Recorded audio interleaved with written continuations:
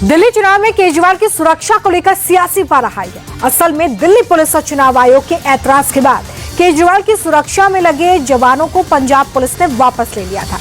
केजरीवाल को Z+ security मिली हुई है। केजरीवाल को पंजाब पुलिस की सुरक्षा भी मुहैया कराई गई थी। दिल्ली पुलिस का इस पर कहना है कि अगर Z+ कैटेगरी की सुरक्षा प्राप्त किसी व्यक्ति को कोई दूसरी राज्य सरकार सुरक्षा दे रही है तो उसके बारे में जानकारी दिल्ली पुलिस को होनी चाहिए। इस पर केजरीवाल ने कहा कि उनकी सुरक्षा हटाने के पीछे राजनीति है। प्रधानमंत्री की सरकार के इशारे पर ऐसा किया गया है। ये प्योर और शुद्ध राजनीति है और मुझे खेद है कि सुरक्षा, पर्सनल व्यक्तिगत सुरक्षा को राजनीति के हवाले कर दिया गया है। कम से कम सेफ्टी एंड सिक्योरिटी पे राजनीति नहीं होनी चाहिए।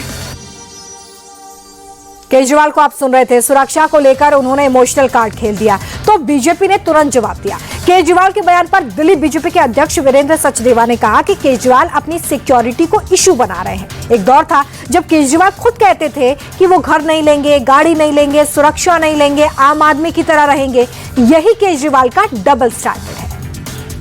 जो आदमी अपने बच्चों के सर पर हाथ रख के कसम खाता था कि मैं सुरक्षा नहीं लूंगा, आज सुरक्षा उसके लिए एक एजेंडा बन गई है।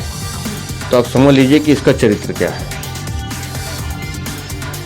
सुरक्षा कौन किसको मिलेगी, कैसे मिलेगी, ये सब एजेंसी तय करती हैं और इस पर तो माननीय कोर्ट ने खुद संज्ञान लिया है, खुद चुनाव आयोग ने संज्ञान लिया है। तो अगर आप चुनाव आयोग के निर्णय को भी अपना राजनीतिक एजेंडा बनाना चाहते हैं अरविंद केजरीवाल, तो बनाएं, लेकिन अपनी कम से कम आस्तीन में झांक के देखें कि जो बयान आपने दिए हैं उन बयानों से मुकरना, फिर झूठ बोलना और फिर भाग जाना, ये अरविंद केजरीवाल, असली अरविंद केजरीवाल यही है। और देखिए, अरविंद केजरीवाल की सुरक्षा का मुद्दा सिर्फ राजनीतिक दलों तक सीमित नहीं है। ये पूरा मामला अब इलेक्शन कमीशन तक पहुंच गया है। अरविंद केजरीवाल 2 लाइन में अपनी बात कहकर इस पूरे मुद्दे को हवा देकर चले गए। 1.5 घंटे बाद आम आदमी पार्टी के 2 मुख्यमंत्री भगवंत मान और आतिशी ने एक प्रेस कॉन्फ्रेंस की। आतिशी ने यह कहा कि केजरीवाल की सुरक्षा से पंजाब पुलिस के जवानों को इसलिए हटाया गया क्योंकि बीजेपी उन्हें मरवाना चाहती है। सुनिए। दिल्ली में इस वक्त एक बहुत बड़ी साजिश रची जा रही है।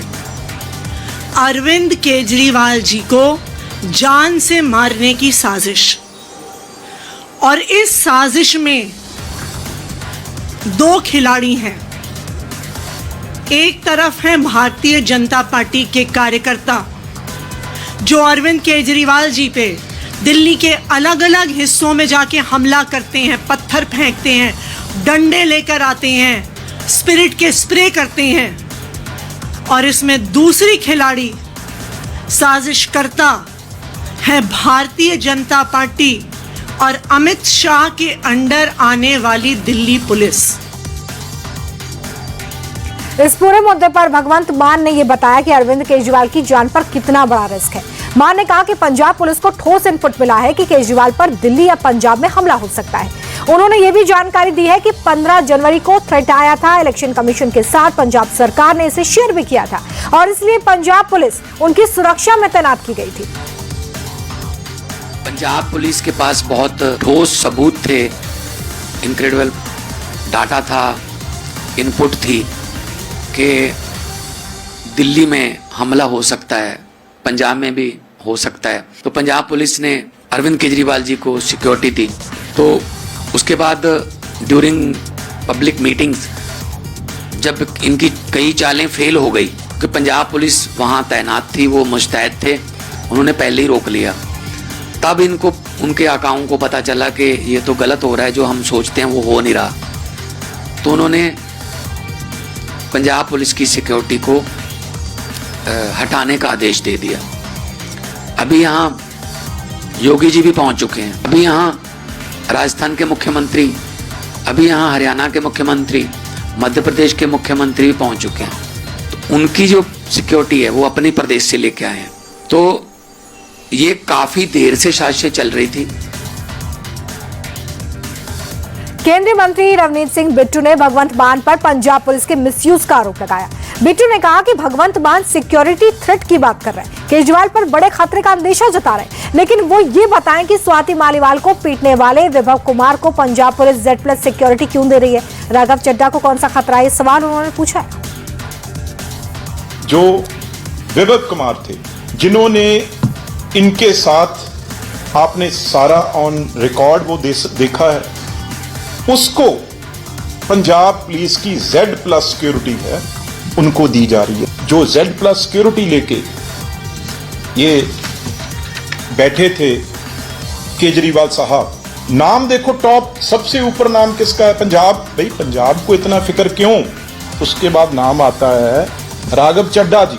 बताइए तुसी कौन सी जंग लड़ी है, कौन सी लड़ाई लड़ी है राघव चड्ढा जी ने? इस आदमी ने पंजाब पुलिस को अपनी शादी में 6-6, 6.5 फुट के हमारे नौजवान जो पंजाब देश की रक्षा करते हैं बॉर्डर में, वहां पे इस आदमी ने वेटर बनाए हुए थे। ये तस्वीरें आपने देखी हैं। अब ये क्या करेगा? क्योंकि मुख्यमंत्री आज प्रेस कॉन्फ्रेंस पे कर रहा है, इसका मतलब ये है आने वाले दिनों में भी हमारी सिक्योरिटी विड्रॉ कर ली पंजाब पुलिस, अब अपने ऊपर कोई ना कोई हमला करवाएंगे।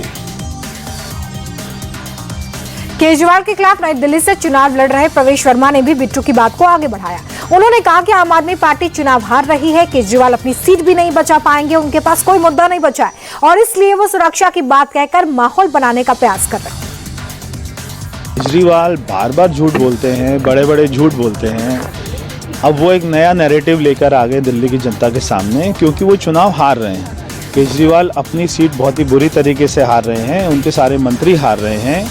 दिल्ली की जनता विकास चाहती है। जब उनको ये बात समझ आ गई है तो वो ये ऐसे ऐसी उल्टी सीधी बातें लेकर आ रहे हैं जिनसे अभी कुछ नहीं होने वाला। दिल्ली की जनता उनको समझती है।